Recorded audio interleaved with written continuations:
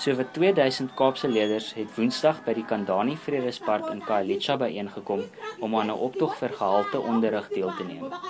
Die optog is gereël deur die drukgroep Equal Education. Die leerders was van skole in Khayelitsha, Kraaifontein en Strandfontein. Meneer Doran Isaacs, 'n woordvoerder van Equal Education, het gesê die doel van die optog is om meer ondersteuning in die gemeenskap te werf om gesamentlik vir gehalte onderrig te veg. Equal Education beywer om ook vir gelyke regte vir alle leerders.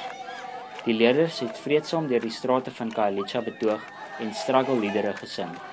Sommige leerders het ook pamflette aan motoriste en by huise uitgedeel.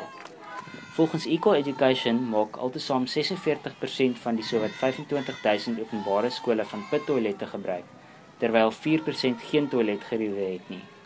Sowat 10% van die skole het geen water nie en 14% is sonder elektrisiteit. We are here too much for our school infrastructure and normally and standards.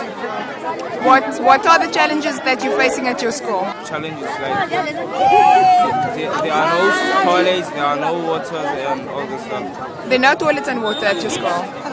And how does that have an effect on you and Usually we are not concentrate well in our school priorities. So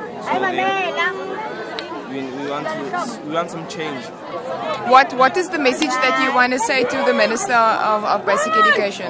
Just want to say we must change the school, we must fix the school because the government has already given the other man.